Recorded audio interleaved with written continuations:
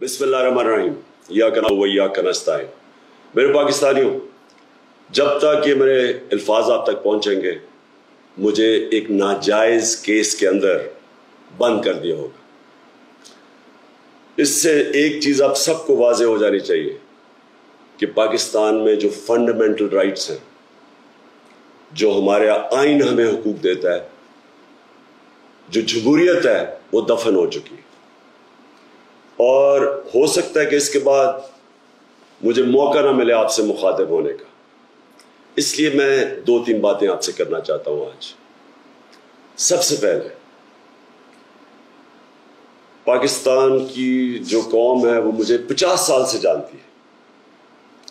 मैं पब्लिक में 50 साल से कभी मैंने ना पाकिस्तान के आइन के खिलाफ किया हूं, ना मैंने कभी पाकिस्तान का कानून तोड़ा है।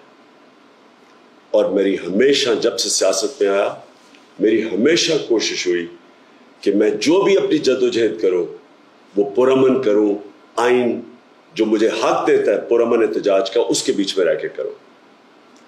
आज ये जो किया जा रहा है, ये इसलिए नहीं किया जा रहा कि मैंने कोई कानून तोड़ा है, ये सिर्फ इसलिए किया जा रहा है कि ये चाहते हैं कि मैं जो हकीकी आज़ादी की तहरीक है इससे पीछे हटूं।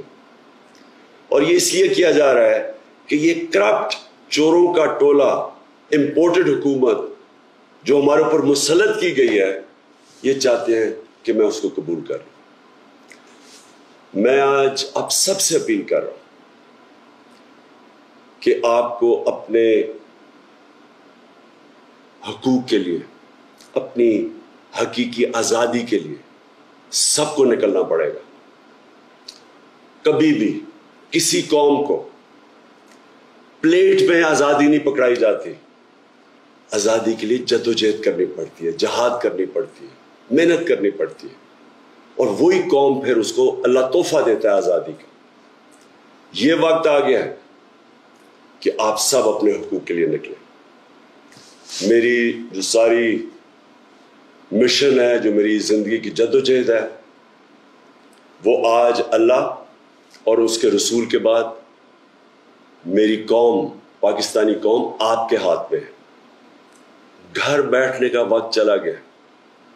मैं आज आप सबको अपील कर रहा हूं कि आपको निकलना पड़ेगा, आपको जद्दोजहद करनी पड़ेगी। आपको ये जो फैशिस्ट निज़ाम है, जो ये खौफ तारी कर रहे हैं, ये खौफ के बुत को तोड़ना पड़ेगा। और इंशाअल्लाह तभी हमारा अल्लाह इस मुल्क को हकीकी आज़ादी देगा। पाकिस्तान जिंदाबाद।